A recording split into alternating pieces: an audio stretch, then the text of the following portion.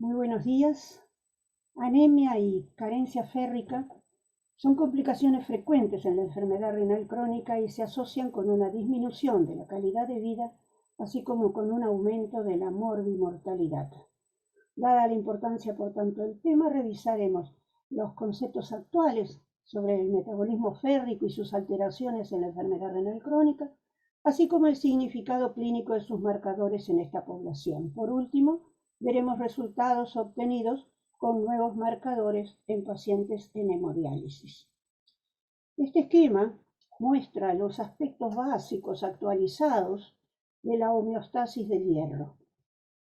Este proceso involucra tres tipos celulares: el enterocito, a nivel del duodeno, que se ocupan de la absorción; los macrófagos tisulares, dedicados al almacenamiento y reutilización del hierro; y el hepatocito, quien sobre todo son los que producen las moléculas que van a regular el funcionamiento de todas estas células.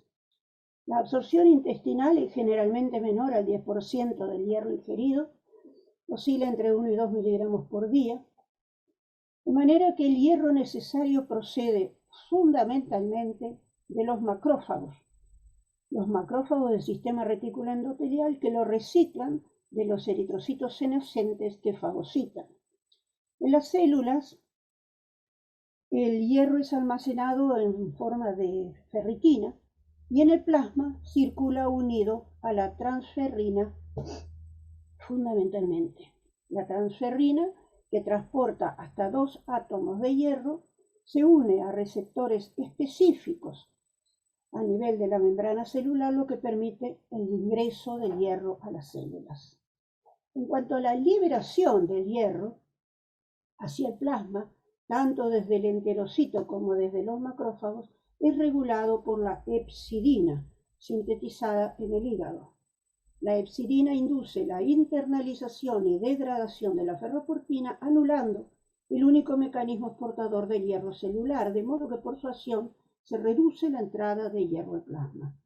La producción de hepcidina aumenta en respuesta a la sobrecarga férrica y a la inflamación o infección. En tanto, disminuye ante el déficit férrico el aumento de la eritropoiesis y la hipoxia. Hace unos años se comprobó que durante la eritropoiesis activa, los eritroblastos liberan eritroferrona, que suprime la producción hepática de hepcidina, con lo cual la médula ósea puede disponer del hierro que necesita. Abajo y a la derecha tenemos una célula peritubular renal productora de eritropoietina. Los factores inducibles por hipoxia, que se estabilizan por bajo nivel tanto de oxígeno como de hierro, contribuyen al control del metabolismo férrico y la eritropoiesis al regular la síntesis de eritropoietina. Ahora, ¿qué ocurre en la enfermedad renal crónica con el hierro y con la anemia? Suele presentarse carencia férrica por pérdidas de sangre y por absorción disminuida. Existe un aumento de la hepcidina porque su excreción renal está reducida y la inflamación que se asocia es muy frecuente. Se considera que la inflamación en la enfermedad renal crónica se origina por alteración de la composición de la flora intestinal, por excesiva generación y retención de toxinas urémicas a nivel digestivo, sumado a la alteración de la barrera intestinal, que es capaz de permitir el pasaje de esos elementos. Los demás factores son bien conocidos: la síntesis de eritropoietina inadecuada, las citoquinas que reducen la producción de glóbulos rojos actuando directamente sobre la médula, menor sobrevida globular y otras carencias nutricionales. Estos son los marcadores férricos más usados en la clínica. Algunos son accesibles y otros no tanto. Analizaremos métodos que miden el hierro a nivel de los tejidos, luego los marcadores séricos, así como los nuevos indicadores hematimétricos. Esta figura muestra una fotografía de la médula ósea recogida por aspiración, donde se identifica el hierro en azul, por azul de Peirce. Se observa que este se encuentra fundamentalmente a nivel de los macrófagos. El problema con esta técnica es que, además de ser invasiva, es solo semi-cuantitativa habitualmente, puede tener errores por dilución con la sangre de punción y además es muy dependiente del observador. Además, se ha visto que pacientes con depósitos férricos adecuados en el mielograma pueden presentar, sin embargo, anemia ferropénica, ya que han sido capaces de responder bien al tratamiento con hierro intravenoso.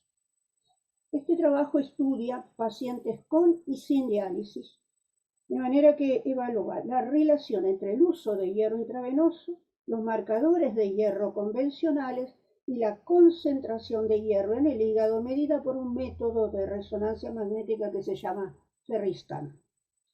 Las imágenes corresponden. La superior es de un paciente en hemodiálisis crónica que recibió una dosis acumulativa superior a 6 gramos de hierro intravenoso. Esa imagen se superpone a las observadas en la hemocromatosis. La imagen inferior, en cambio, es de un paciente sin diálisis que al comienzo del estudio presentaba déficit férrico por este método, y esta está tomada 12 semanas después de recibir 1 gramo de hierro intravenoso, de manera que ya se ve la respuesta. Las gráficas de la derecha muestran, con datos de los pacientes en hemodiálisis que tenían ferritina superior a 500 microgramos por litro, que la concentración de hierro hepático se correlacionó con la dosis acumulativa de hierro y con el tiempo en diálisis, pero no con los niveles de ferritina ni de saturación de transferrina. Evidentemente, este es un método muy interesante, pero muy costoso, poco accesible, que no se podría utilizar para el control habitual en la clínica. Pasamos a considerar los marcadores séricos tradicionales.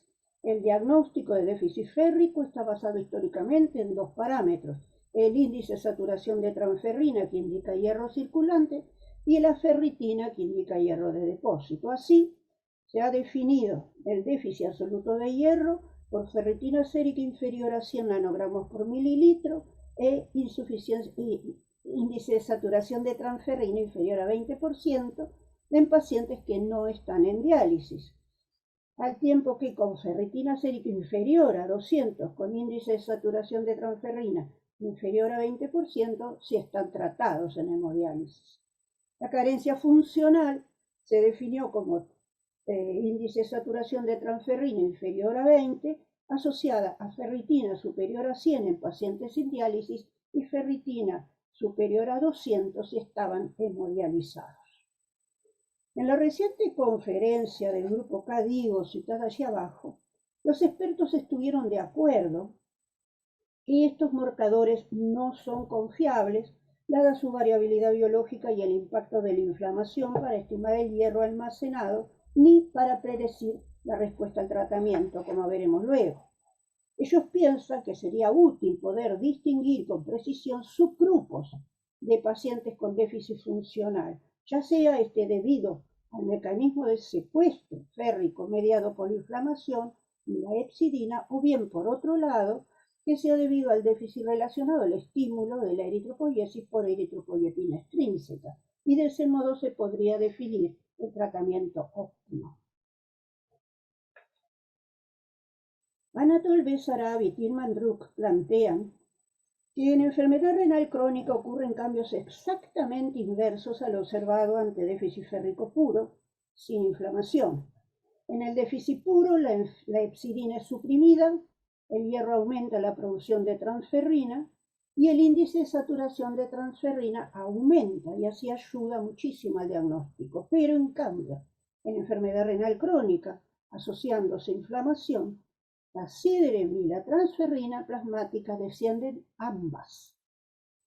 Al aumentar, como se ve en la tabla, la severidad de la enfermedad renal, la capacidad total de transporte de hierro desciende progresivamente, de modo que una saturación de transferrina de 15% indicaría que los niveles de hierro sérico serían menores aún que el límite inferior observado en la mayoría de los pacientes con enfermedad renal crónica.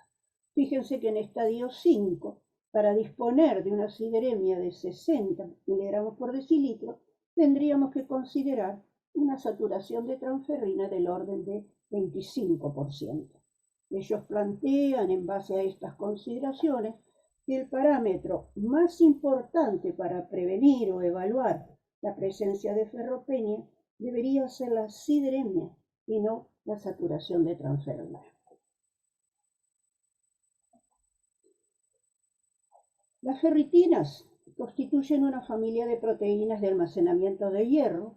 Están constituidas por un complejo proteico globular de 24 subunidades que forman un recipiente bastante esférico capaz de contener más de 4.000 átomos de hierro como hidróxido y fosfato férrico insoluble.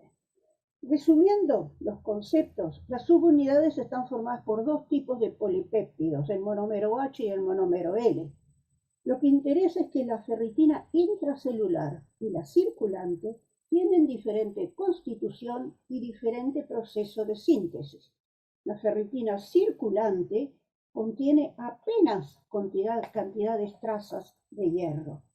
Se ha descubierto asimismo que los macrófagos y las células del túbulo proximal renal constituyen la mayor fuente celular de ferritina sérica. Lo que quiero destacar es que en ausencia de inflamación, la concentración plasmática de ferritina se correlaciona muy bien con los depósitos férricos, pero dado que es una proteína de fase aguda, que aumenta en procesos inflamatorios, infecciones, hepatopatías, en fin, la ferritina presenta una importante limitación para diagnosticar la carencia férrica. En vista de las dificultades de interpretación de la ferritina sérica, se ha introducido el receptor soluble de transferrina como herramienta para diagnosticar déficit férrico. El receptor de transferrina, el completo, es una proteína transmembrana presente en todas las células nucleadas del organismo y es el mecanismo esencial para la captación celular del hierro. El receptor soluble de la transferrina, que es lo que medimos, es un fragmento del receptor de la membrana que resulta de la pérdida de los dominios citoplasmático y transmembrana. Son los eritroblastos los que constituyen la principal fuente de receptor soluble de la transferrina. La concentración de este receptor aumenta en la eritropoiesis ferropénica y no es afectada por inflamación, infección ni hepatopatías, de modo que permite un muy buen diagnóstico de déficit férrico, sobre todo cuando existe comorbilidad. El problema está en su alto costo, así como que los valores de referencia son variables según el calibrador y el método empleado, de modo que no pueden ser comparados según diferentes equipos. En cuanto al índice de ferritina que vemos a la derecha, calculado como el cociente entre el receptor soluble y el logaritmo base 10 de la ferritina, es especialmente útil para diferenciar la anemia ferropénica de la anemia de las enfermedades crónicas, ya que es más sensible para detectar un déficit de hierro comparado con las medidas de los dos parámetros entre sí. Algunos estudios analizaron la sensibilidad diagnóstica de los marcadores férricos en enfermedad renal crónica. Aquí vemos que Stanco y colaboradores utilizaron la tinción del hierro en el mielograma para evaluar la capacidad de predecir la respuesta al hierro intravenoso de los marcadores férricos séricos en 100 pacientes anémicos sin diálisis ni eritropoyetina. De acuerdo al estudio del mielograma, 48% de esos pacientes estaban deflexionados antes de recibir hierro intravenoso. Se les administró 1 gramo de hierro intravenoso y se consideró respuesta positiva si un mes después la hemoglobina aumentaba como mínimo 1 gramo por decilitro.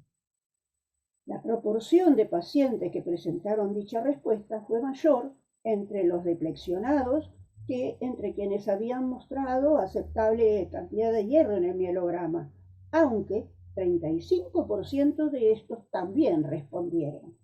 La gráfica que ven muestra que, usando como referencia criterio de depresión o no según el mielograma, la ferritina sérica, el índice de saturación y la respuesta terapéutica al hierro intravenoso presentaron similares áreas bajo la curva ROC y todas menores al 75%. Concluyeron que los marcadores séricos de hierro y la respuesta al hierro intravenoso tenían una utilidad modesta y equivalente para identificar pacientes con enfermedad renal crónica con depósitos férricos deplesionados. Además de la doctora Stancu, otros estudios analizaron la precisión de estos indicadores para detectar carencia férrica funcional. El mielograma, como se ve allí en pacientes en diálisis peritoneal, mostró muy baja sensibilidad. Los siguientes estudios con pacientes en hemodiálisis evidencian la escasa sensibilidad o especificidad de la ferritina inferior a 100 y de la saturación de transferrina inferior a 20%. De manera que esos trabajos demuestran que eran necesarios marcadores férricos más precisos para usar en esta población. De modo que en las últimas filas se resume cómo el contenido de hemoglobina del reticulocito y el índice de ferritina, que ya consideramos, tienen mayor sensibilidad para diagnosticar anemia ferropénica comparados con la ferritina, la saturación de transferrina, como predictores de respuesta eritropoyética al hierro intravenoso en pacientes en hemodiálisis. Aquí resumimos los indicadores hematimétricos del estatus férrico. Algunos corresponden al hemograma simple, pueden sugerir ferropenia como el volumen corpuscular medio cuando muestra microcitosis y la hemoglobina corpuscular media cuando muestra hipocromía. El ancho de distribución eritrocitario cuando aumenta suele indicar también carencia férrica. Son medidas disponibles y útiles pero poco sensibles y deben interpretarse en forma conjunta al resto del hemograma, frotis, hemoglobina y al contexto clínico. Actualmente se puede determinar el contenido de hemoglobina del reticulocito y el porcentaje de glóbulos rojos hipocrómicos, que son estos sí indicadores directos del hierro disponible en la médula ósea. Los modernos contadores hematológicos, aplicando principios de impedancia y citometría de flujo, informan el valor de hemoglobina en cada célula individual. De manera que eso se calcula a partir de la medición célula a célula del volumen y de la concentración de hemoglobina. El porcentaje de glóbulos rojos hipocrómicos se define como el porcentaje de eritrocitos con una concentración de hemoglobina corpuscular inferior a 28 gramos por decilitro. Sin embargo, existen algunas limitaciones a su uso clínico que hay que considerar. No se han establecido aún universalmente qué valores usar para tomar decisiones clínicas. Se requieren muestras de sangre fresca de menos de 6 horas de recogida y el estudio no es aplicable en personas portadoras de talasemia. En cuanto al contenido de hemoglobina reticulocitaria, este se analiza junto al recuento de reticulocitos. La hemoglobina reticulocitaria refleja la síntesis de hemoglobina en los precursores eritrocitarios y aporta, por tanto, una estimación del hierro que llega de manera efectiva a la médula y adecuada a las necesidades de la eritropoiesis. Su valor normal es superior a 29 picogramos. Su medida es muy útil para guiar el tratamiento con hierro, ya que el contenido de hemoglobina reticulocitaria indica si el hierro es incorporado en los reticulocitos en los 3 a 4 días después de comenzar con su aporte. Por su lado, el porcentaje de glóbulos rojos hipocrómicos refleja el hierro disponible en los 2 a 3 meses previos, lo que lo convierte en un parámetro funcional sensible para evaluar plazos más prolongados. Se está de acuerdo que estos parámetros se consideran los mejores parámetros. Muy buenos días. Anemia y carencia férrica son complicaciones frecuentes en la enfermedad renal crónica y se asocian con una disminución de la calidad de vida, así como con un aumento de la morbimortalidad.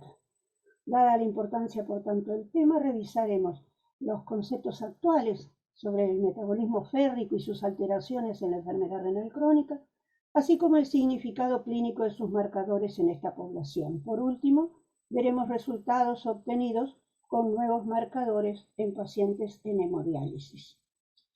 Este esquema muestra los aspectos básicos actualizados de la homeostasis del hierro.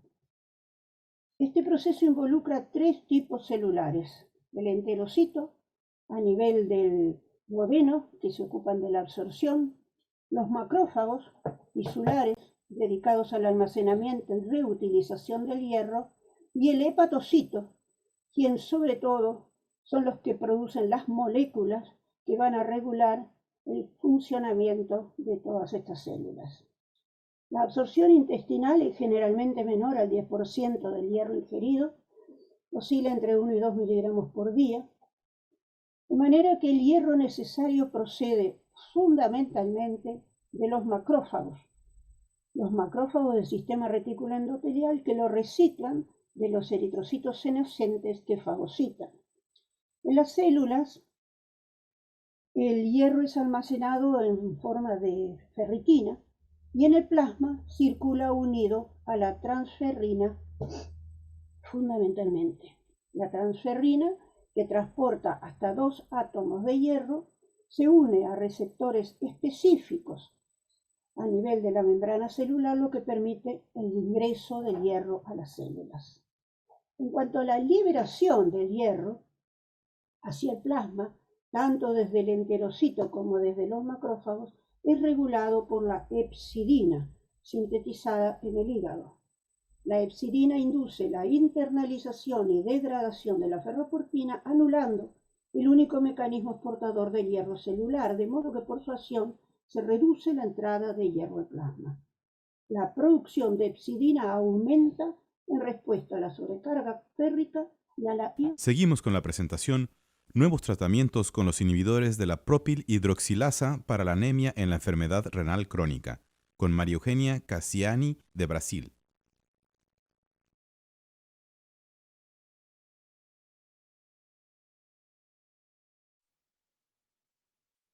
Olá! Em primeiro lugar, gostaria muito de agradecer à comissão organizadora por esse honroso convite. E hoje vamos falar sobre os novos tratamentos com os inibidores da propilhidroxilase para a anemia na doença renal crônica.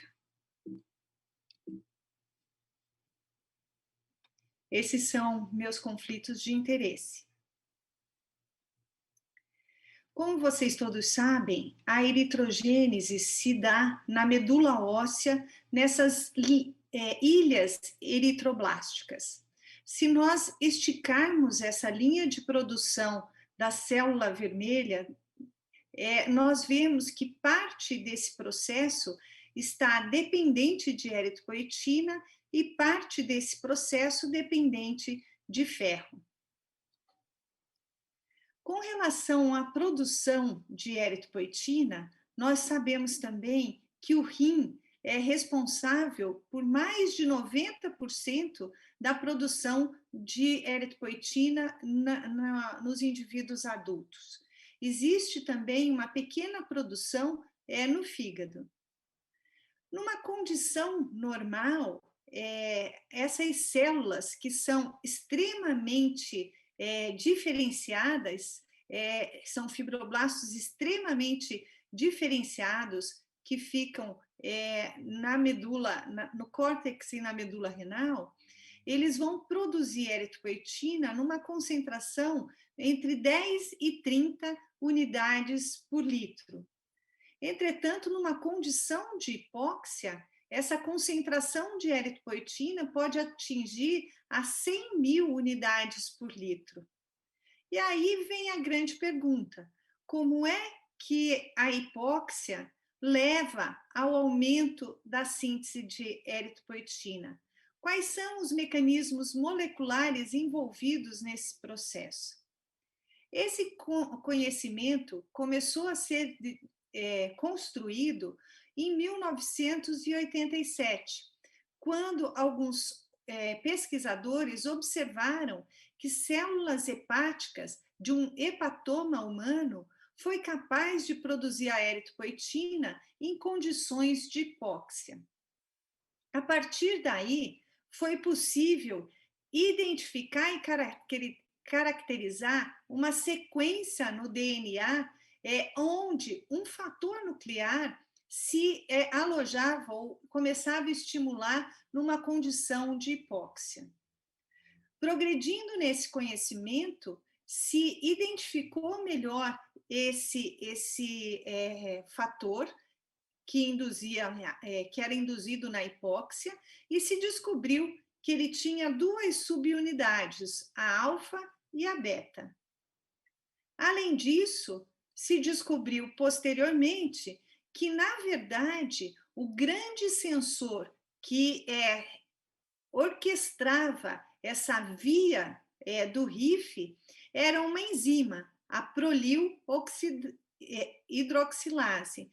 Na verdade, essa enzima que era o sensor de oxigênio na célula e que determinava a maior ou menor produção de eritropoetina.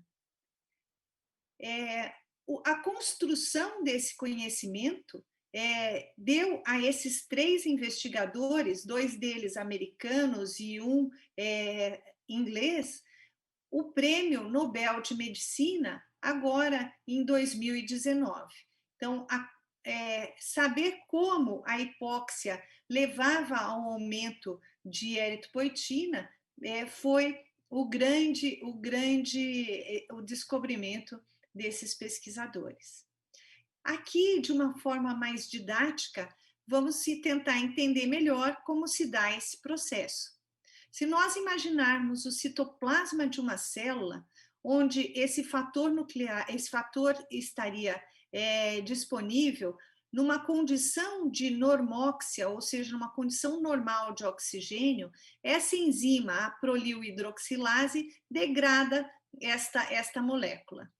Numa condição, entretanto, de hipóxia, ou seja, onde nós temos diminuição de oxigênio, essa molécula entra no núcleo da célula e se conjuga à sua subunidade beta e estimula, assim, a produção de vários genes, entre eles o aumento da produção de eritropoetina.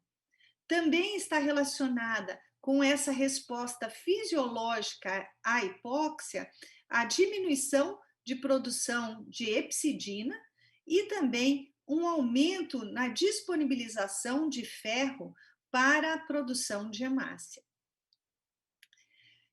Essa molécula também é extremamente importante na codificação, na estímulo de produção de moléculas como o citocromo duodenal beta, que vai ajudar a absorção do ferro da luz intestinal para a célula da mucosa intestinal. Esse estímulo também é importante para a produção, para a expressão desse canal de saída do ferro de dentro da célula da mucosa intestinal, que é a ferroportina. Então, o RIF vai estimular tanto a absorção intestinal quanto a liberação do ferro para ser transportado, então, pela transferrina e chegar à medula óssea para a eritrogênese. Então, o RIF está não só ligado ao aumento ou ao estímulo à produção de eritropoetina, como também à disponibilização desse ferro para a eritrogênese. Nesse cenário, aparecem, então, os fármacos que inibem essa enzima, a prolil hidroxilase dependente de oxigênio. Então, ela inibe essa enzima e, com isso, libera mais RIF para se juntar à sua unidade beta e ir ao núcleo, fazendo, então, essa resposta ou à hipóxia ou à anemia.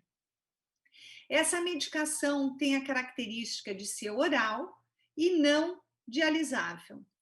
Além disso, ela estimula a estabilização do RIF, e aqui principalmente do RIF beta, do 2-alfa, que essa estabilização é transitória e reversível. Nesse estudo extremamente elegante, mostra, se nós olharmos aqui, são aqueles fibroblastos renais que se grudam aos capilares para sentir o nível de oxigenação do sangue e, assim, se necessário, aumentar a produção de eritropoetina. como nós podemos ver nesse experimento, depois de uma lesão renal, você tem uma diminuição da expressão dessas células, da presença dessas células diferenciadas. Entretanto, quando você inativa a enzima prolil hidroxilase, você aparece ou reativa, então, essas células produtoras de eritropoetina. É assim que esses medicamentos atuam. A consequência da utilização desses medicamentos é o aumento, como vocês podem ver aqui à esquerda, ao aumento progressivo da hemoglobina. E isso é dose dependente, então doses mais altas, uma maior resposta. Do mesmo maneira que ele age aumentando a hemoglobina, se observa também nos estudos uma diminuição, também dose dependente, das concentrações de hepcidina. Entretanto, essa ação dos estabilizadores de RIF na diminuição da hepcidina vem sendo estudados nesses últimos tempos. E se, em alguns casos, não se conseguiu mostrar uma ação direta do estabilizador de RIF para a diminuição da concentração de hepcidina. O que se acredita atualmente é que os estabilizadores de RIF, eles regulam a hepcidina por aumentarem a eritropoiese. Quando se aumenta a eritropoiese, a liberação de um hormônio, que é a eritroferrona, que é um hormônio que é produzido pelas células progenitoras lá na medula óssea, e esse hormônio vai modular e diminuir a produção da hepcidina. Então, seria um efeito indireto, mas esse fato ainda está sendo melhor estudado. Mas o que é importante lembrar é que na utilização dos estabilizadores de RIF, nós temos um aumento muito discreto da concentração de eritropoetina. Esse aumento, ele é dose dependente, mas ele é muito próximo daqueles aumentos observados em condições de adaptações fisiológicas, ou seja, quando se está numa condição de maior altitude ou de perda de sangue, você aumenta a eritropoetina nesse nível de concentração. Isso é muito diferente, desculpem, desse aumento que se observa com a utilização dos análogos de eritropoetina. Então, se necessita uma concentração sérica muito maior para se ter o mesmo objetivo de manter uma hemoglobina aí dentro de 10 e 12. E isso talvez explique por que essa medicação seria tão interessante, porque como nós sabemos e vimos nas aulas anteriores, o uso de altas doses de eritropoetina está relacionado não só ao aumento de eventos, mas também de mortalidade cardiovascular.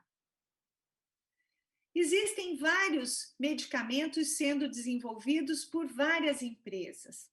É importante citar que esses medicamentos, esses fármacos, eles têm diferenças no perfil farmacocinético e também nas interações farmacológicas, ou seja, eles não são necessariamente, agem da mesma maneira. E por isso vocês vão ver que esses diferentes medicamentos têm ou aqueles que se usam todos os dias, ou mesmo aqueles que se usam 3 vezes por semana, por conta dessas características de cada uma dessas medicações. Quando a gente vai ver na literatura o número de citações a respeito desses inibidores, nós vemos que ao longo desses últimos 20 anos existe uma quantidade enorme de publicações. E quando a gente vai especificamente para clinical trials, nós já temos aí mais de 40 publicações, e isso já nesses últimos 5, 6 anos. Então, como são muitos os estudos, que tem estudos que comparam principalmente pacientes na pré-diálise ou pacientes em diálise, eu achei melhor apresentar esses resultados na forma de uma revisão que foi publicada há alguns meses atrás. Nessa revisão, onde tem absolutamente todos esses trials clínicos publicados nesses últimos anos, são divididos naqueles estudos, fase 2 e 3, que acoplam as informações de pacientes com doença renal crônica não dialítica. Nesses estudos, a administração oral dos estabilizadores de RIF aumentaram de forma consistente a hemoglobina. E esse aumento foi dose dependente. A maioria desses estudos avaliou a não inferioridade dessa medicação comparada ao tratamento habitual no momento, ou seja, análogos de eritropoetina ou mesmo a darbepoetina. Esses estudos foram feitos em pacientes que nunca receberam eritropoetina ou aqueles que já tinham recebido eritropoetina previamente. O que nós podemos ver é que, na maioria dos estudos, houve, principalmente nesses de fase 3, que são esses os principais, essa medicação foi capaz de corrigir e manter a hemoglobina, mesmo naqueles estudos mais prolongados de 52 semanas. Além disso, houve uma alteração no perfil de ferro, com um aumento da transferrina e uma diminuição da concentração de hepcidina e ferritina, implicando que esse perfil de ferro implica numa maior utilização de ferro pela medula óssea, ou seja, uma diminuição esperada do estoque de ferro, porque esse ferro está sendo utilizado para a produção de células vermelhas. Nesse estudo que usou roxadustat, foi possível observar uma diminuição da necessidade de ferro intravenoso quando os pacientes utilizando estabilizadores de RIF foram comparados àqueles usando darbepoetina. Quando nós vamos para os estudos com pacientes com insuficiência renal crônica em diálise, a utilização desses medicamentos também se mostraram eficientes para corrigir e manter a hemoglobina. E isso tanto nos estudos de fase 2 como naqueles de fase 3. Tanto utilizando pacientes que nunca haviam utilizado a eritropoetina, quanto naqueles em uso de eritropoetina que foram convertidos para a medicação oral. Nos estudos de fase 3, que incluíam, inclusive, pacientes incidentes, além daqueles prevalentes, mas esse número enorme de estudos mostrou, de forma consistente, uma não inferioridade. Em alguns deles foi possível mostrar, inclusive, superioridade dos estabilizadores de RIF comparados à eritropoetina e à darbepoetina. Além disso, se observou que alguns estudos que avaliaram populações com um PCR aumentado, ou seja, pacientes inflamados que têm, a gente sabe, uma pior resposta à eritropoetina e tem aqueles resistentes à eritropoetina, eles conseguiram, a utilização dos estabilizadores de RIF, conseguiram melhorar a hemoglobina dessa população, o que já tinha sido observado em estudos experimentais. Além disso, nesse estudo Sierras, se observou uma diminuição da necessidade de transfusão, quando comparados também a essas drogas eritropoetina ou darbepoetina. O perfil de ferro foi muito semelhante àquele observado nos pacientes da pré-diálise, ou seja, um aumento de transferrina e uma diminuição das concentrações de hepcidina e ferritina. No estudo Rocket e Pirineus, comprovou uma diminuição da necessidade de reposição de ferro endovenoso quando comparados àqueles pacientes em uso de darbopoetina. O conjunto desses estudos, e esse aqui é uma meta-análise também publicada recentemente, mostra que em diversos estudos aqui utilizados nessa meta-análise, a hemoglobina foi consistentemente aumentada com a utilização desses medicamentos.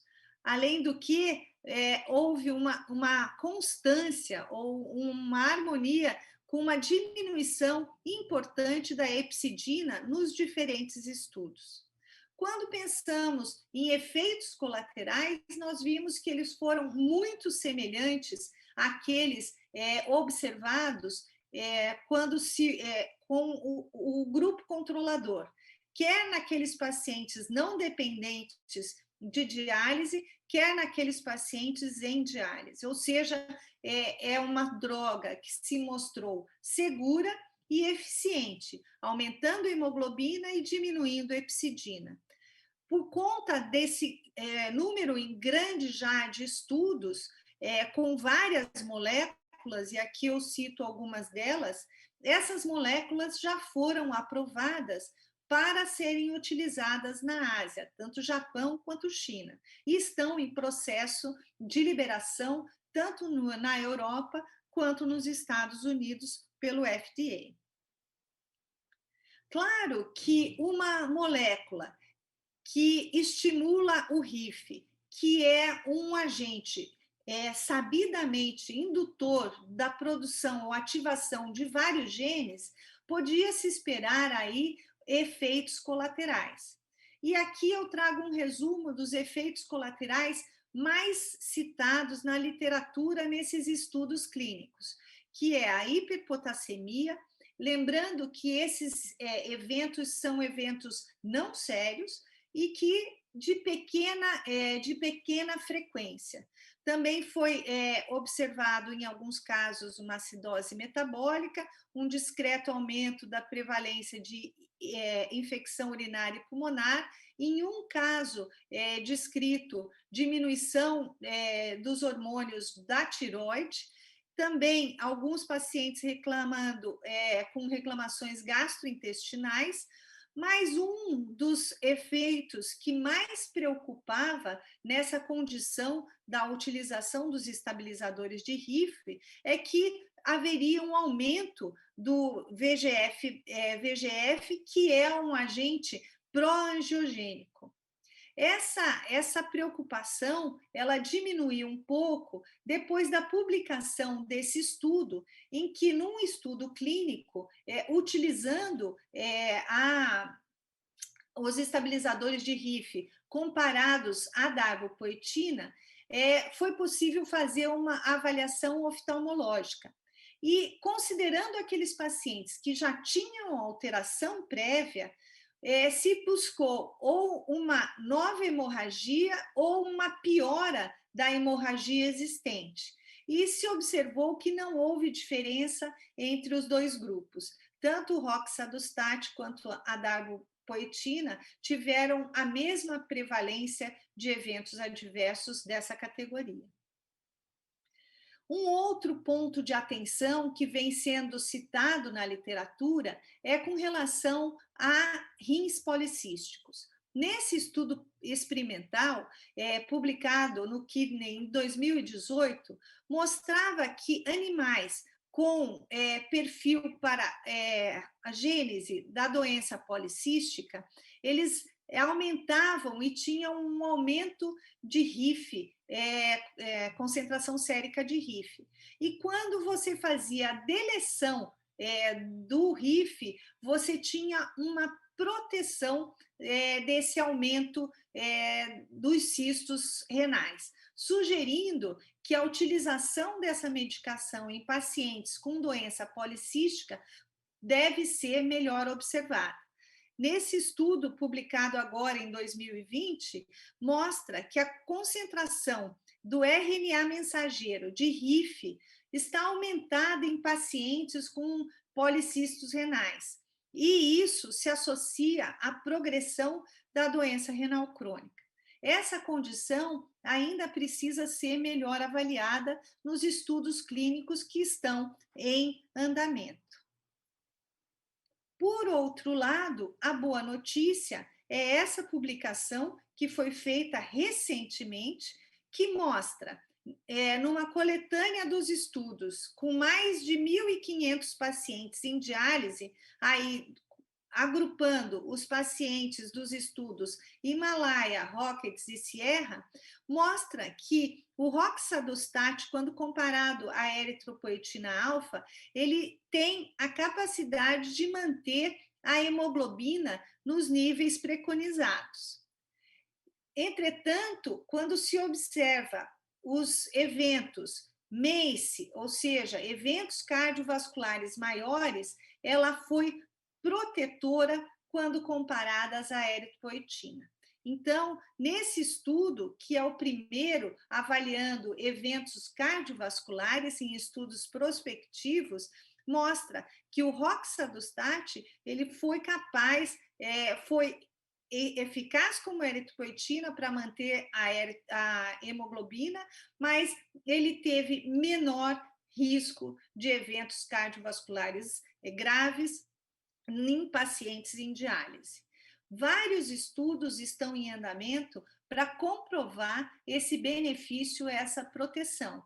E isso provavelmente está associado àquela menor concentração de eritropoetina necessária para a resposta à anemia, com a utilização dessa medicação. Muito obrigada pela atenção e fico à disposição para responder a perguntas.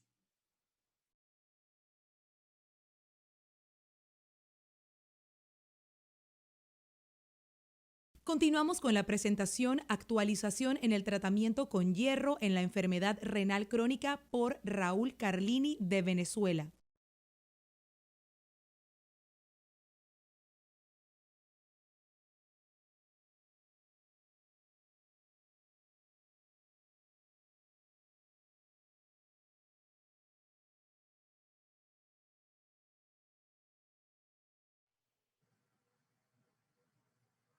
Muchas gracias por la invitación. Es para mí un gran honor y un placer estar invitado en este congreso.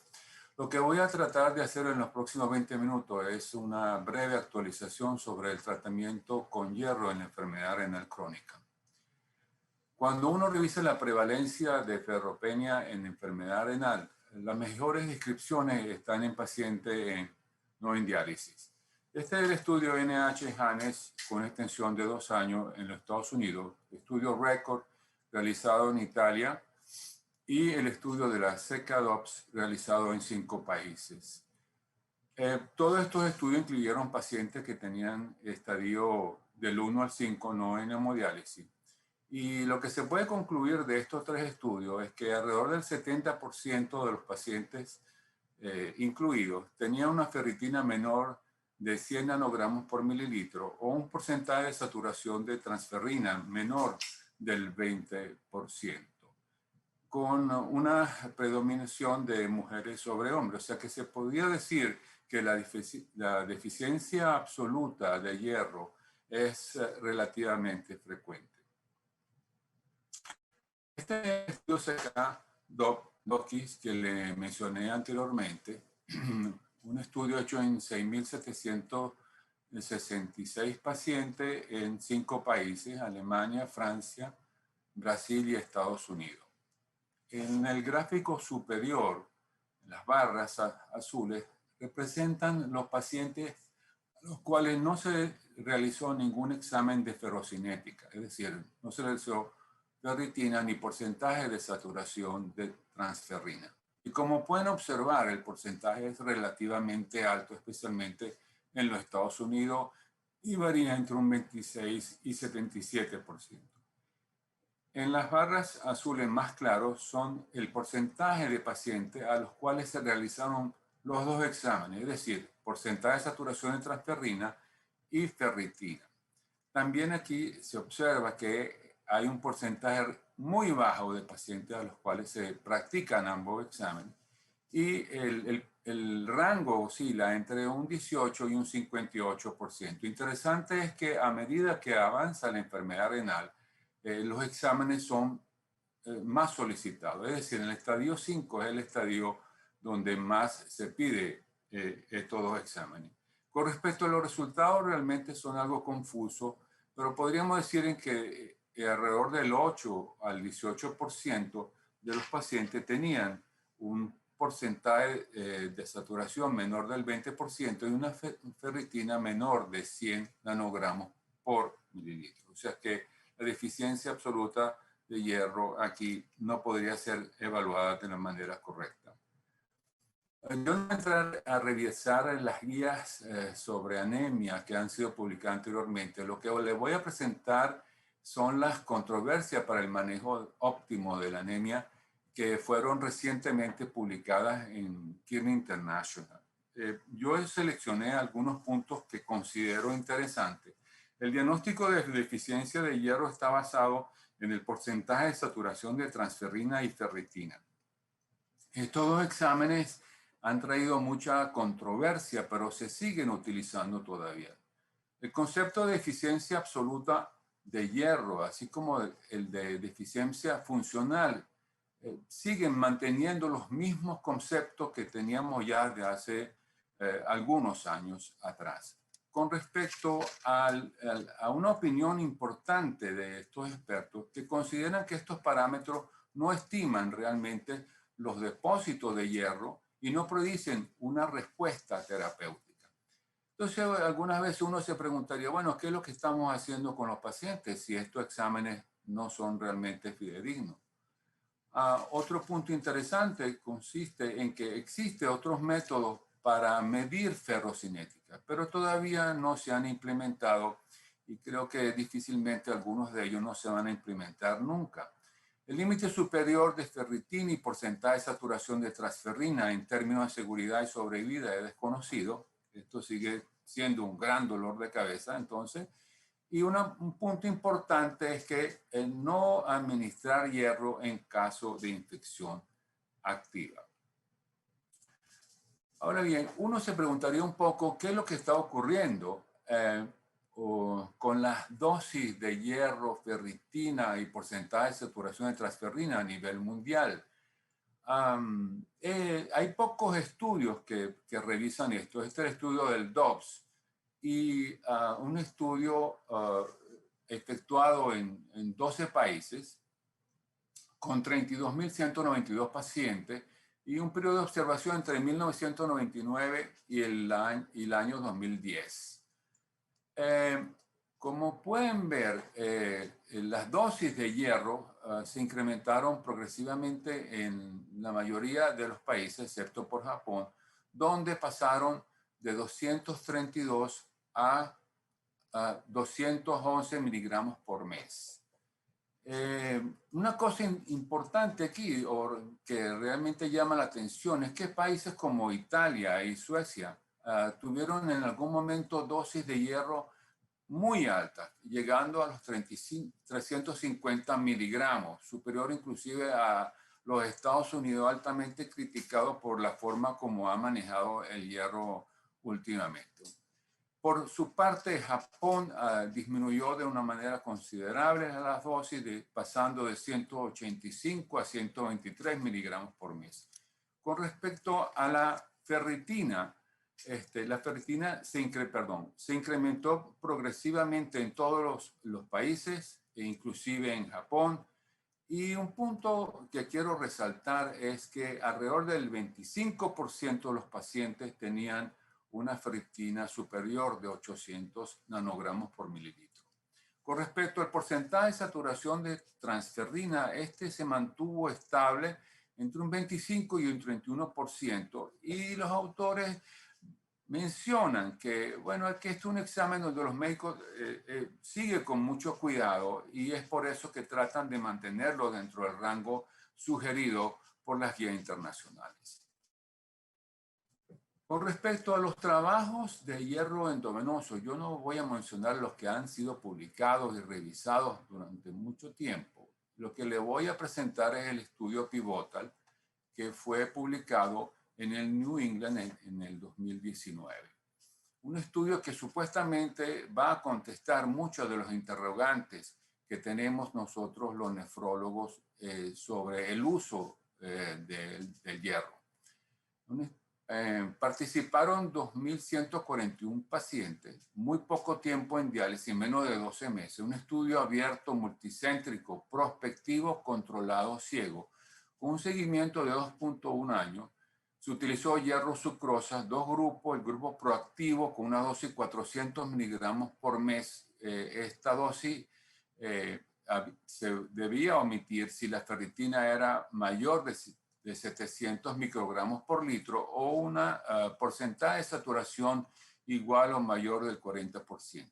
Grupo reactivo, dosis de 0 a 400 miligramos por mes, target mínimo ferritina 200 microgramos por litro y porcentaje de saturación de transferrina 20%. Hemoglobina target del 10 a 12 gramos por decilitro. Este es el gráfico de la dosis acumulada. Cuando uno revisa el estudio o lo lee el estudio, bueno, por lo menos yo lo he hecho varias veces, yo no conseguí realmente la dosis acumulada, el número, pero para darse cuenta uno de eso tiene que revisar este gráfico. Y yo creo que el grupo proactivo recibió alrededor de 10.500 miligramos y el grupo reactivo alrededor de unos 6.000, más o menos 6.000. Lo que sí menciona el artículo es que a los 12 meses el grupo proactivo había recibido 2.000 miligramos más de hierro con respecto al grupo reactivo. La dosis media en el proactivo 264 miligramos por mes y en el grupo reactivo 145 miligramos por mes. Por supuesto, diferencia significativa. En cuanto a la variable de resultados primarios, muerte por todas las causas o agregado de eventos cardiovasculares no fatales, como infarto al miocardio, accidentes cerebrovasculares y hospitalización por insuficiencia cardíaca, al final del estudio se demostró que al final del seguimiento, en el grupo de altas dosis se detectó un evento de resultado primario en 320 pacientes frente a 338 en el grupo de dosis baja. Esto supuso una P de 0.01 para no inferioridad y de una P de 0.04 para superioridad. En cuanto a las variables de resultados secundarios, como la muerte, no hubo diferencia significativa entre los dos grupos. Las variables de resultados secundarios, otra más que utilizaron, evento agregado al evento primario, de infarto al miocardio no fatal, accidente cerebrovascular no fatal, hospitalización por insuficiencia cardíaca, fue menor en el grupo de altas dosis comparado con el grupo de baja dosis. En el artículo no se mencionan realmente las cifras de ferritina, ni el porcentaje de saturación de transferrina, ni siquiera la de hemoglobina. Entonces uno tiene que recurrir al suplemento que los autores sugieren. Y yo, bueno, fui para allá y lo revisé. Tampoco conseguí ninguna cifra, pero hay algunos gráficos interesantes que les voy a presentar. Este es el gráfico de ferritina. Fíjense ustedes lo que ocurre en el grupo proactivo. La ferritina se eleva rápidamente. A los 3 meses sigue elevándose a los 9 y después se estabiliza. En el grupo reactivo baja discretamente al tercer mes y luego también se estabiliza. Yo traté de colocar una línea alrededor de los 220 microgramos por litro, que es la cifra que recomienda el protocolo, y me puedo dar cuenta que hay un grupo relativamente, significativo de pacientes que mantienen una ferritina, una media de ferritina por debajo del valor sugerido o exigido por el protocolo. Con respecto a las dosis acumuladas de eritropoyetina, por supuesto que fueron superiores en el grupo reactivo, 38.800 5 unidades por mes versus 29.757 unidades por mes. Y en la hemoglobina, bueno, subió rápidamente en el grupo reactivo al tercer mes, luego baja y pareciera que no hay mucha diferencia aquí, ¿verdad? Entre reactivo y proactivo en estos meses. Y después me da la impresión que en el proactivo empieza a bajar a partir del 33 meses. En el grupo reactivo subió lentamente y después, digamos, a los 21 meses se estabiliza y da un incremento a los 39. Nada de esto está descrito en el estudio, por cierto. Una de las conclusiones es que no hubo diferencia significativa en cuanto a las infecciones. Eso es un punto. Y el otro, el punto, digamos, la conclusión final es que pacientes en hemodiálisis, altas dosis de hierro endovenoso administrado de forma proactiva fueron superiores a las dosis administradas de forma reactiva, dando como resultado una disminución en las dosis de agente estimulante de la eritropoiesis. Si bien es cierto que en el estudio anterior mencionaron que no hubo diferencia significativa entre los dos grupos respecto a las infecciones, ellos publicaron un artículo dedicado únicamente a la infección. Entonces, lo que puedo mencionarle aquí es que no hay diferencia significativa entre proactivo y reactivo en los episodios de infecciones, en la hospitalización y en muerte. Ahora bien, también efectuaron una cosa interesante, que dividieron a los pacientes en los que tenían fístulas de los que tenían catéter. Y lo que se demostró es que los pacientes con catéter tuvieron más infecciones que los pacientes con fístula. Pero ahora bien, también ellos dividieron a los pacientes con catéter del grupo reactivo y del reactivo y proactivo, y no consiguieron diferencia significativa entre estos dos grupos. En cuanto a la hospitalización y la muerte por infección, se mantuvieron de la misma manera, sin diferencia significativa. Importante mencionar que solo se pudo analizar el 56% de la población para la comparación fístula versus catéter. Esto podría ocasionar pérdida de poder estadístico en algunos análisis. Se observó una fuerte asociación entre el primer evento cardiovascular y cualquier tipo de infección en los primeros 30 días, lo mismo para hospitalización por infección. Esto solo para tranquilizarnos un poco, es un estudio, una revisión que se hizo para hipersensibilidad para el hierro, por supuesto, 5.247 pacientes en estos 3 estudios. Y la incidencia de hipersensibilidad realmente no hubo diferencia entre estos hierros, el hierro derivado de dextrano y no dextrano. Fíjense ustedes que el porcentaje de pacientes es realmente bajo lo que hacen hipersensibilidad y no hay diferencia significativa entre estos dos grupos de hierro. Por supuesto, utilizando los hierros que están mencionados aquí abajo. En cuanto al hierro vía oral, le voy a hacer una descripción muy breve. Citrato férrico, maltol férrico, hierro hemopolipéptido, sucrosomal o liposomal. Estos son los últimos hierros que se están utilizando. Son hierros que tienen una estructura molecular que en líneas generales lo que va a permitir es una mejor absorción intestinal con menos efectos secundarios. Aquí está la descripción química de cada uno de ellos y las dosis. Por cuestiones de tiempo únicamente me voy a referir al citrato de férrico. El citrato férrico fue realmente creado inicialmente como un quelante de fósforo, pero al ser administrado a los pacientes se demostró que podía corregir de alguna manera la anemia. El citrato férrico publicado en el 2019, 203 pacientes con enfermedad renal crónica con una tasa de filtración glomerular entre 15 y 20, citrato férrico y eritropoyetina también se utilizó y terapia usual eritropoyetina con quelante de fósforo. Lo que se demostró que el citrato férrico incrementó el nivel de hemoglobina, el porcentaje de saturación de transferrina y la ferritina de una manera significativa. Con respecto al fósforo, disminuyó de una manera significativa con respecto a la terapia usual. FF23 intacta, se mantuvo estable en el citrato férrico y se incrementó en la terapia usual de manera significativa. No diferencia entre PTH entre los dos grupos, igualmente para 1.25, no diferencia significativa. Y para hospitalización, aparentemente con citrato férrico hubo menos hospitalización que terapia usual. Dos palabras sobre hierro intravenoso, los últimos que hay disponibles. Estos son algunos, por supuesto, hay otros que se están desarrollando: ferromoxitol, hierro carbomoximatosa y hierro isomaltosa.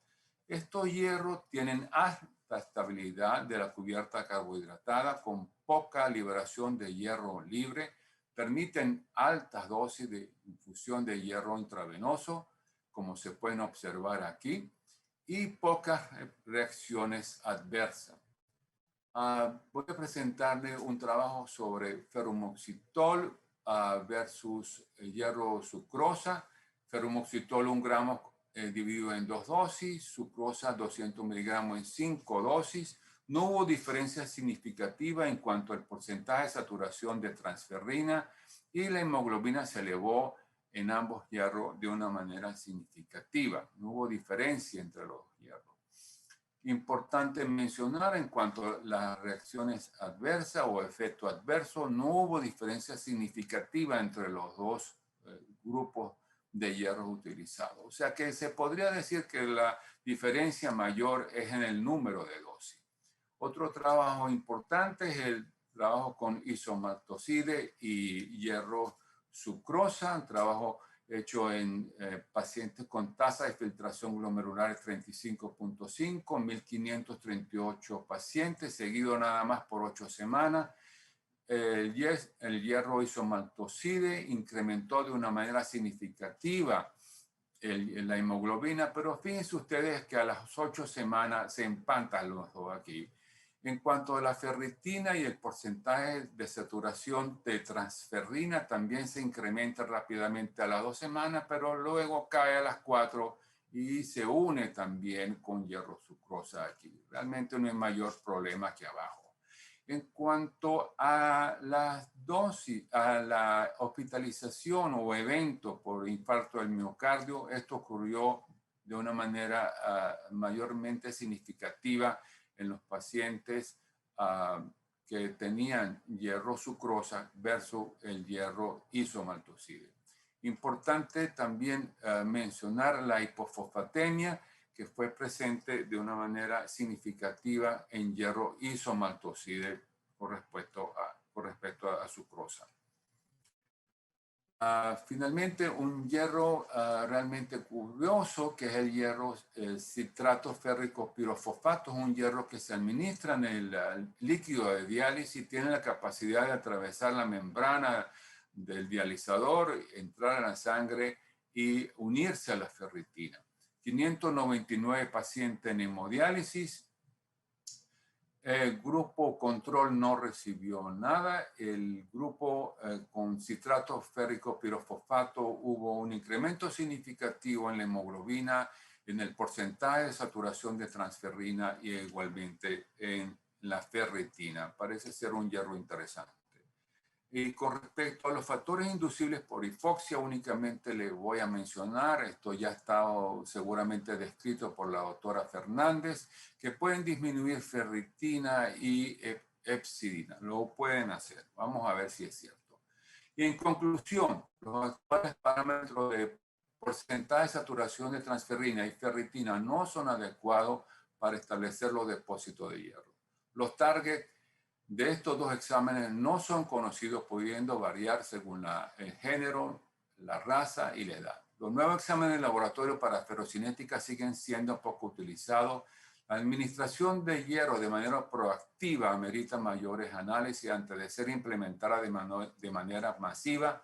Los hierros endovenosos no solo ofrecen las ventajas de dosis altas con menos frecuencia y elevación rápida de hemoglobina, los nuevos hierros vía oral, mejor absorción y tolerancia gástrica, es posible que con los nuevos factores inducibles de hipoxia se pueda facilitar el manejo y el control de la administración de hierro, y continúa la sugerencia de no utilizar hierro endovenoso en caso de infecciones.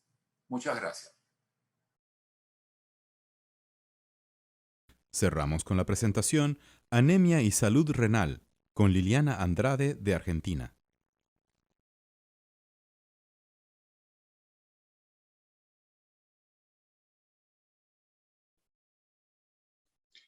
Buenos días.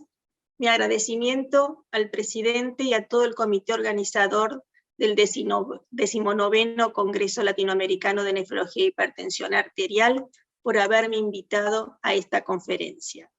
Hoy trataremos un tema distinto a todo lo expuesto hasta el momento, que es anemia y salud renal.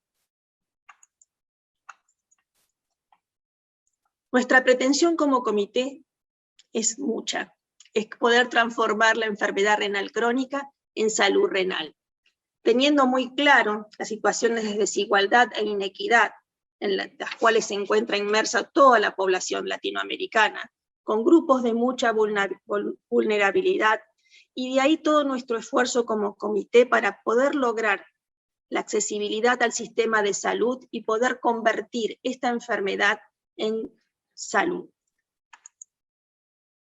Si tenemos que hablar de la prevalencia de la enfermedad renal crónica, todos sabemos lo que supone, que es un creciente problema de la población mundial, con un aumento progresivo de su incidencia, que ya se ubica en un rango de epidemia y con las frioleras cifras de que en el año 2010 teníamos 2.600.000 personas en tratamiento sustitutivo renal, y que estarían llegando a 5.400.000 para el año 2030. Lo más triste, lo más desesperante, es que estimamos que 7.100.000 personas fallecieron prematuramente antes de tener acceso al tratamiento. Como dicen las fichas siempre de que estudiamos, dializamos sobrevivientes. La enfermedad renal crónica es causa y complicación de las enfermedades crónicas no transmisibles, que afectan de 1 de cada 10 personas en el mundo, con una relevancia tan importante que hizo que la ONU en mayo del 2010 la reconociera por la severidad a nivel mundial. Esta misma enfermedad es la que aumenta la posibilidad de morir en nuestros pacientes renal crónicos 3 veces con respecto a la población general, y acá es donde compartimos nosotros nuestro desafío, que es el paciente renal crónico que posee anemia aumenta todavía más las posibilidades de morirse. Quiere decir que esa enfermedad renal crónica que requiere de una detección temprana, y esto no lo olvidemos porque es el bastión más importante de nuestra formación, que afecta al 10% de la población, que tiene una evolución asintomática casi oculta, que está subdiagnosticada por sobre todas las cosas, supone un factor de riesgo cardiovascular independiente y conlleva a una importante morbilidad. Lo más importante de todo esto es lo que figura en el centro. Es un factor tratable y prevenible. ¿Cómo lo prevenimos? Llegando a las enfermedades que lo producen. Pongamos foco en la hipertensión, en la diabetes, en la obesidad, en el sedentarismo, en la dieta que hace nuestro paciente y sobre todas las cosas en la llegada al sistema de salud. Si con esto no podemos, nos queda en la etapa de prevenir y enlentecer. Es decir, enlentecer su progresión, retrasar las complicaciones de la enfermedad renal crónica y reducir el riesgo de enfermedad cardiovascular asociada. Y ahí aparece la anemia como bastión importante en cada una de ellas, porque está en todas las etapas. La afección cardiovascular es precoz y se incrementa exponencialmente, lo tenemos muy claro. El paciente con enfermedad renal crónica debe considerarse como de alto riesgo vascular, como así lo traducen todas las guías para el manejo de hipertensión arterial. Pero aparecemos nuevamente nosotros. La anemia es un factor de riesgo emergente y numerosos estudios ya han dado crédito de una relación inversa entre los niveles de hemoglobina, el grado de hipertrofia y dilatación del ventrículo izquierdo. El enfermo renal crónico con filtrados entre 15 y 60 mililitros tiene mayor posibilidad de morir que de ir a diálisis. Y eso debe ser para nosotros un llamado de atención. Objetivos para anemia, lo mismo que para enfermedad renal crónica. Aumentar el grado de detección, disminuir la progresión, y eso se ve reflejado en costo-efectividad, al reducir los eventos vasculares y regalarle calidad de vida al paciente renal crónico. Pensemos que la enfermedad renal crónica será la quinta causa más común de años de vida perdido para el 2040 si no actuamos. Que los eventos cardiovasculares son responsables de la tasa más grande de años vividos con discapacidad, y que es la primera causa de muerte en nuestros pacientes. La anemia está presente en cada una de las etapas de la enfermedad renal crónica. Creer que tenemos que ir a diagnosticarla y tratarla en etapa dialítica es un error garrafal, y por ahí es la causa de todos nuestros fracasos. Está en etapas precoces, un 10% ya en etapa renal en 1 y 2. Es decir, y también es un error por parte nuestra si creemos que porque es leve no tenemos que corregirla, porque la intensidad no correlaciona con el daño. Sabemos que pequeñas disminuciones de hemoglobina alteran la calidad de vida de nuestros pacientes, produce desórdenes cerebrovasculares con alteraciones potenciales de deterioro cognitivo y de demencia, con estadías hospitalarias más prolongadas, con aumento de la morbimortalidad a manos de eventos cardiovasculares. Nanes ya dijo, 10% en estadio 1 o 2, 20% en estadio 3, 50-60% en estadio 4 y más de 70% cuando el paciente está en estadio 5. Según CADIGO deberíamos medir siempre, pero con mayor obligación a partir de la etapa 3, mínimamente una hemoglobina por año. Estadio 4, 2 por año, y luego todo lo que podamos. En diálisis normalmente, de acuerdo a distintos protocolos de las obras sociales o de las prestaciones, una vez por mes medimos hemoglobina, pero si no se puede por temas de costos, mínimamente cada 3 meses. No es nuevo esto que estoy poniendo, tiene muchos años, más de 20, ya nos enseñaron nuestros predecesores que pequeñas disminuciones de la hemoglobina producen grandes estragos, así como reducir 0,5 gramos por decilitro incrementaba el riesgo cardiovascular en un 32%, o que la disminución de 1 gramo de hemoglobina por decilitro nos aumentaba 25% la posibilidad de morir y el 50% de hipertrofiar nuestro ventrículo. Que si queremos corregir esa anemia tenemos que hacerla en etapa predialítica.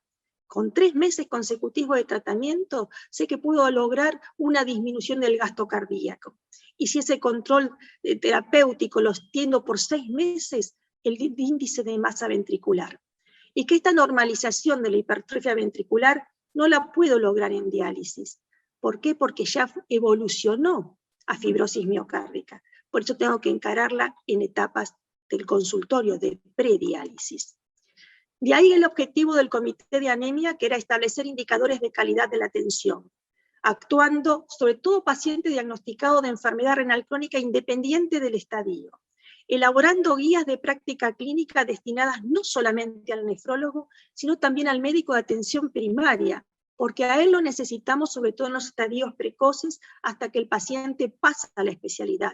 Y a otros compañeros de especialidades, necesitamos que el diabetólogo le pida a su paciente una hemoglobina, necesitamos que el cardiólogo le pida a todo paciente con insuficiencia cardíaca una hemoglobina y una creatinina. Si tenemos que crear conciencia para trabajar en forma multidisciplinaria. Es así como redactamos nuestras recomendaciones, como hicimos un trabajo importantísimo de rescate de datos a nivel de Latinoamérica, y luego una encuesta que también nos aportaron riquísimos información.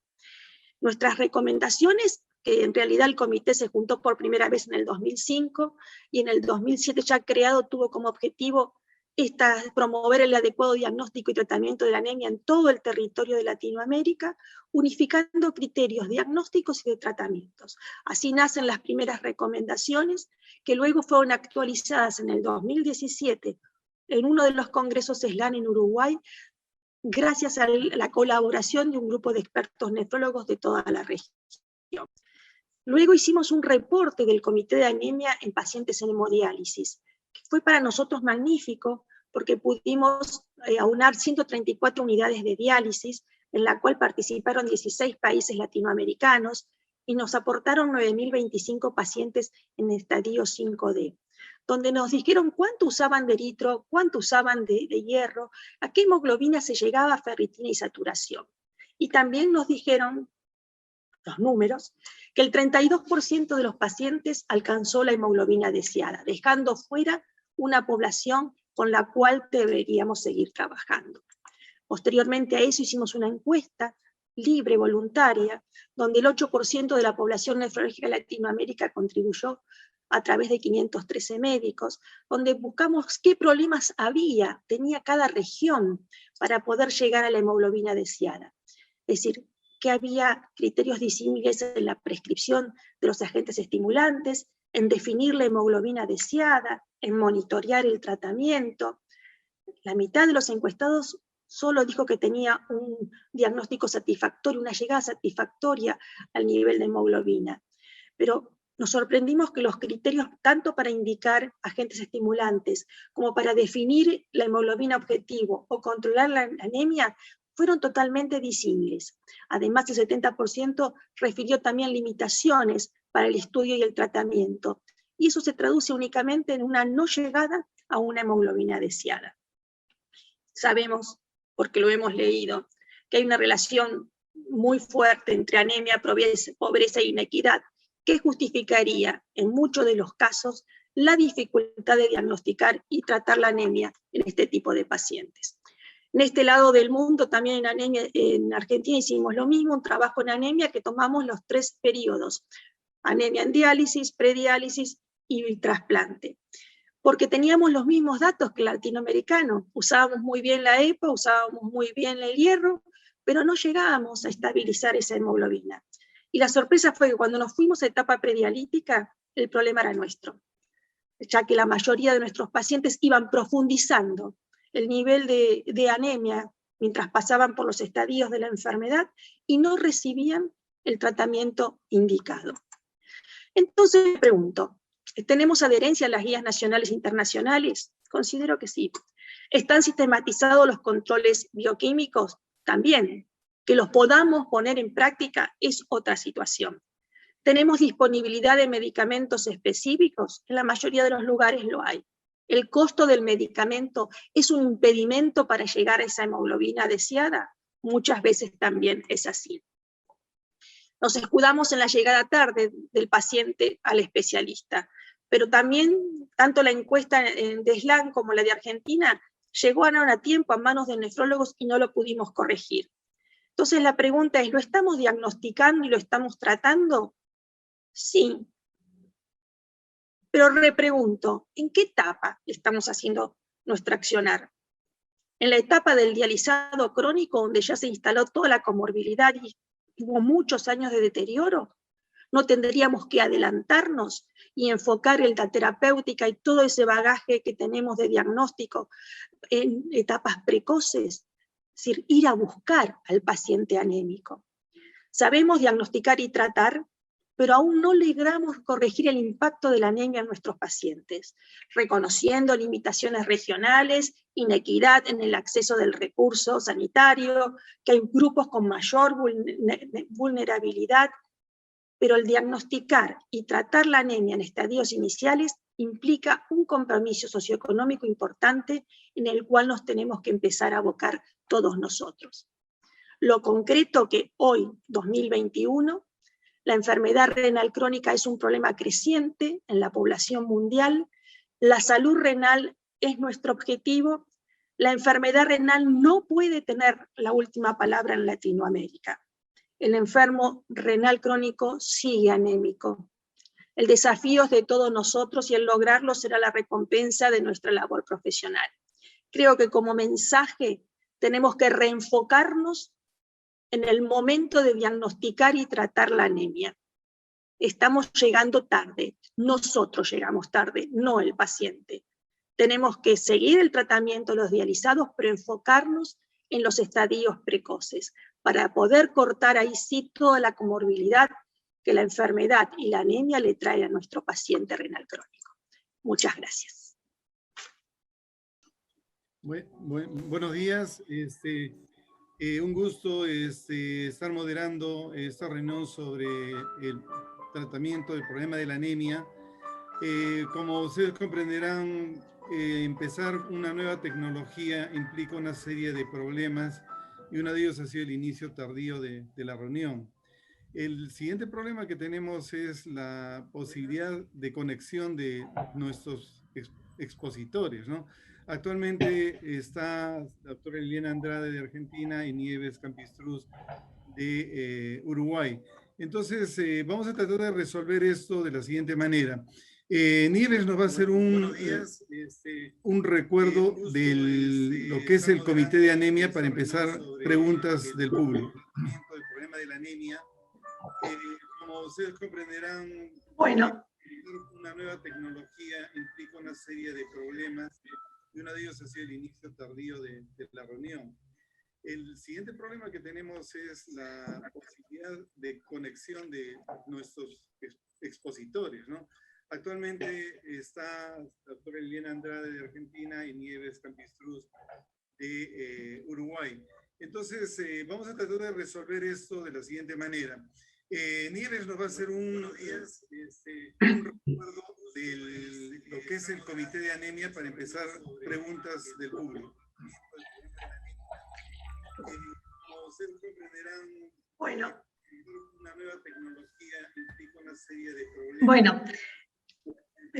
Nosotros pertenecemos a un grupo que es el Comité de Anemia de SLAM, que como dije en mi exposición empezó allá por el 2005 y fue creciendo, se fue fortaleciendo y hoy estamos nuevamente en esta presentación del Congreso Latinoamericano. Para la reunión de hoy quisimos englobar los temas más importantes de lo que podemos ayudar a nuestros patriotas para poder salir a trabajar y luchar contra la anemia, que es nuestro karma. Y por eso hemos expuesto de esa manera tanto tratamientos convencionales como era la eritropoyesis a manos de la eritropoyetina y del hierro endovenoso, como los nuevos medicamentos que ha expuesto la doctora Canciani, que en este momento no se puede conectar por temas de internet. Eso nos abre nuevos panoramas y otra óptica para mirar con entusiasmo todo lo que es el tratamiento del paciente renal crónico. Antes de lo que dime tú, Díaz, a ver qué querés que vayamos comentando como para que sea oportuno para el público. Por eso hemos expuesto de esa manera tanto tratamientos convencionales como era la eritropoyesis a manos de la eritropoyetina y del hierro endovenoso, como los nuevos medicamentos que ha expuesto la doctora Canciani, que en este momento no se puede conectar por temas de internet. Eso nos abre nuevos panoramas y otra óptica para mirar con entusiasmo todo lo que es el tratamiento del paciente renal crónico. Muy bien. Díaz, a ver qué querés que vayamos comentando como para que sea oportuno para el público. Nieves, yo tengo una pregunta. Tratamientos convencionales como era de la eritropoyetina y del hierro endovenoso, como los nuevos medicamentos que ha expuesto la doctora Canciani, que en este momento no se puede conectar por temas de internet. Eso nos abre nuevos panoramas y otra óptica para mirar con entusiasmo todo lo que es el tratamiento del paciente renal crónico. Muy bien. Díaz, a ver qué querés que vayamos comentando como para que sea oportuno para el público. Nieves, yo tengo una pregunta. Parece que está duplicando el sonido, pero bueno. Mira, la pregunta concreta, Nieves, es si la ferritina y la saturación de transferrina resultan tan poco precisas y no disponemos de los mejores métodos para conocer el estatus férrico en pacientes con enfermedad renal crónica, ¿cómo debemos manejarnos en la clínica diaria? Sí, esa es la pregunta que nos hacemos todos. Por el momento, si no disponemos de los nuevos métodos, como son fundamentalmente porcentaje de glóbulos rojos hipocrómicos, hemoglobina, contenido de hemoglobina reticulocitaria, fundamentalmente para detectar déficit férrico o escasa disponibilidad del hierro, o si no disponemos de la dosificación del receptor soluble de la transferrina, que es el que más nos ayuda para conocer una sobrecarga de hierro, o sea, la cantidad total de hierro del organismo. Si no disponemos de esos elementos, nos tenemos que seguir basando en las guías clínicas, ¿verdad? Es lo que disponemos, pero las tenemos que consultar con criterio, mirándolas con detenimiento, y ahí veríamos de que las recomendaciones que se refieren a los límites de saturación de transferrina y de ferritina no tienen evidencia fuerte, ¿verdad? Son recomendaciones basadas en opinión de expertos o basadas a lo sumo en estudios observacionales, muy buenos estudios, pero observacionales al fin. De manera que lo que tenemos que lograr, según mi opinión, es individualizar el tratamiento, ¿verdad? Y ver en cada paciente qué es lo más seguro, hacer un balance de riesgo-beneficio, por ejemplo, para saber si a ese paciente en particular que tiene anemia, que necesita dosis altas de eritropoyetina, le tenemos que seguir dando hierro intravenoso, aunque tenga una ferritina, por ejemplo, alrededor de 500 o superior a 500. Entonces, allí es cuando tiene que primar nuestro criterio médico. Y por tanto, yo lo que sugiero, no lo sugiero yo, lo sugieren los estudios y los expertos, es bueno hacer una prueba con hierro intravenoso, controlando muy de cerca los parámetros disponibles, o sea, la saturación de transferrina, que no suba de 40 o de 45%, y la ferritina, bueno, que no suba de cuánto, no lo sé, que no suba de 1000, que no suba sobre todo de 1200, que es el nivel superior que plantean las guías de Australia y Nueva Zelanda, por ejemplo, que son las guías que aceptan un nivel de ferritina más elevado, por lo menos hasta el momento. Sugieren los estudios y los expertos. Bien, tenemos un... Con hierro intravenoso, controlando muy de cerca.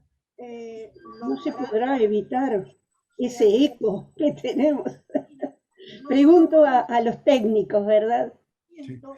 Bien, tenemos corto tiempo, pero una pregunta muy importante es que el ingreso de los inhibidores de la prolinidad hidroxilasa va a representar una revolución en el manejo de la anemia.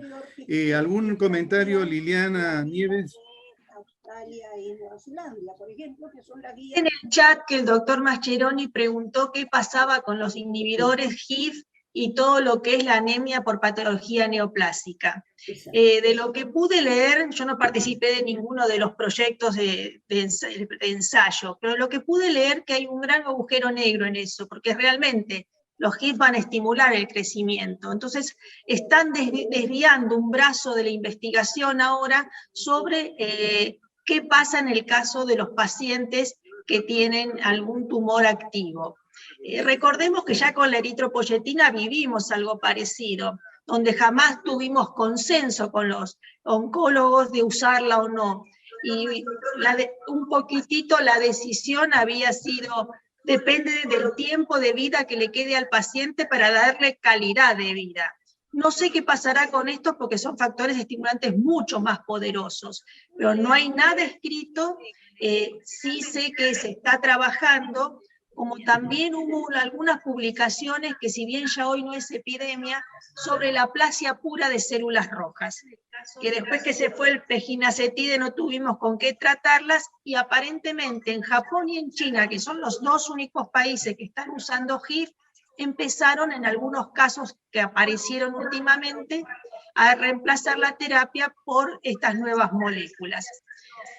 Después, lo más interesante del HIF, que creo que nos quedó claro cuando María Eugenia tuvo su disertación, fue el hecho que pueda disminuir la epsirina, porque eso nos abre también un panorama en los pacientes que tenemos catalogados ahora como hiporrespondedores, y estamos tratando de evitar aumentar la dosis de eritropoyetina porque sabemos que puede traer trastornos cardiovasculares severos, y de esta manera nos permitiría tratar a este subgrupo de pacientes que hoy no tienen ninguna respuesta por parte nuestra.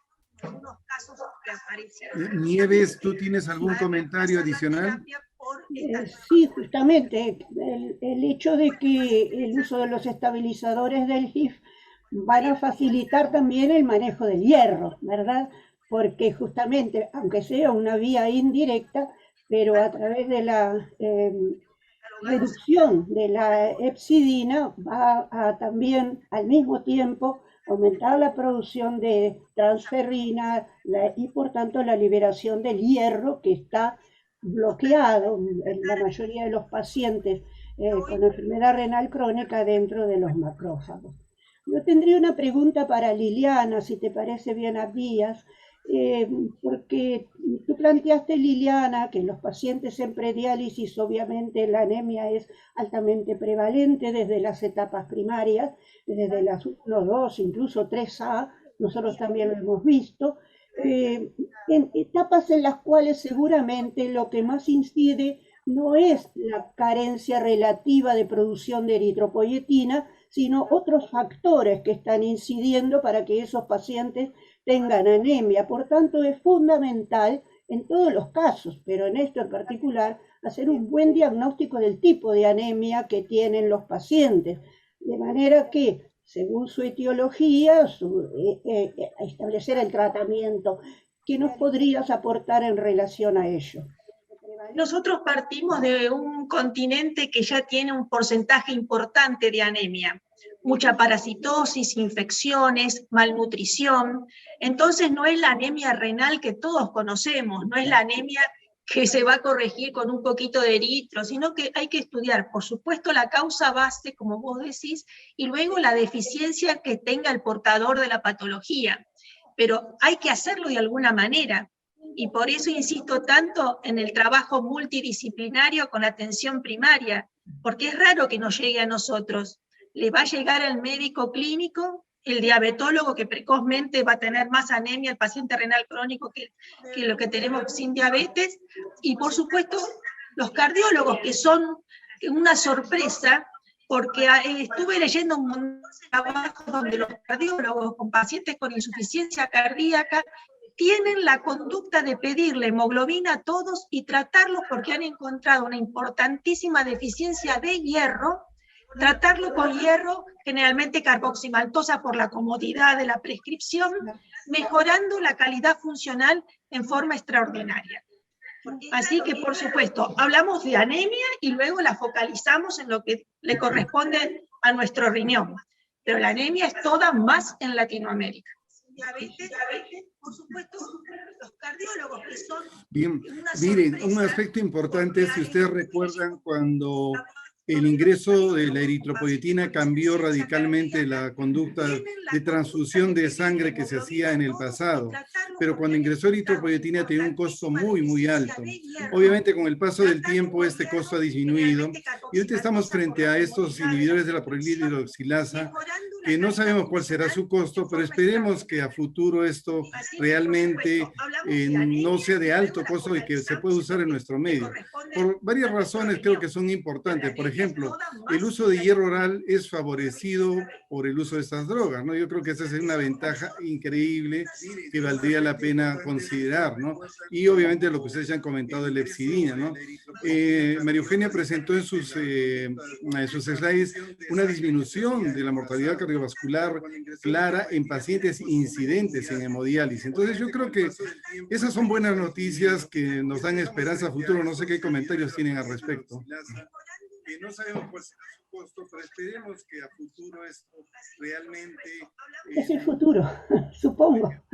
Liliana. Varias razones creo que son importantes. Por ejemplo... Es el futuro, como dice Nieves, es la vía oral, que acabas de decir que para nosotros es importantísimo todo donde no haya viales ni nada para darle a los pacientes, sobre todo en diálisis. Es la recuperación del hierro enclaustrado en el enterocito que pasa a la circulación. Es las terapias de rescate que se posponen, porque ya hay menos cantidad de transfusiones, eso ya está estudiado. menos dosis de hierro endovenoso que requiere y sobre todo la posibilidad de que el hierro vía oral pueda ser efectivo en este tipo de pacientes. Realmente, si es todo como nos cuentan, estamos a la puerta de una maravilla, otra vez más para el paciente renal crónico con anemia. El costo siempre va a ser problema para nosotros, pero calculo también, si uno piensa, si quieren competir, van a tener que hacerlo muy parecido a lo que es la eritropoyetina, porque si no, en diálisis, por lo menos en la mayoría de los países donde el prestador de diálisis asume el gasto, no lo va a poder implementar. Así que esperemos que lleguen primero. Sobre todo la posibilidad de que el hierro vía oral pueda ser efectivo en este tipo Nieves, de ¿alguna opinión adicional? Como nos cuentan, estamos a la puerta de una maravilla. Sí, si me permiten pasar un aviso, de parte del Comité de Anemia de la SLAN, informar a los asistentes y a los nefrólogos latinoamericanos que estamos elaborando un nuevo proyecto para evaluar actualmente o el año próximo, cuando nos abandone esta pandemia, evaluar nuevamente el grado de anemia de los pacientes en enfermedad renal crónica, particularmente en hemodiálisis, pero probablemente también intentemos evaluarlo en pacientes prediálisis, y para ello es un trabajo enorme. Obviamente no lo puede hacer solo el comité, de modo que necesitamos, y desde ya agradecemos, la colaboración activa, la participación de los colegas latinoamericanos para que aporten los datos de sus pacientes y con ello podamos enriquecer el conocimiento sobre la situación de la anemia en nuestro continente en este tipo de pacientes. Ese es mi aviso y aprovecho entonces a agradecer la oportunidad de estar en este congreso que, pese a no permitirnos abrazarnos ni tomar un café juntos, y pese a determinados problemitas técnicos que tenemos que enfrentar, porque es el primer congreso virtual de la SLAN, de todas maneras nos permite estar en contacto con nuestros colegas de comité y particularmente con nuestros colegas de toda Latinoamérica. Así que muchísimas gracias. Nuestro continente en este tipo de pacientes.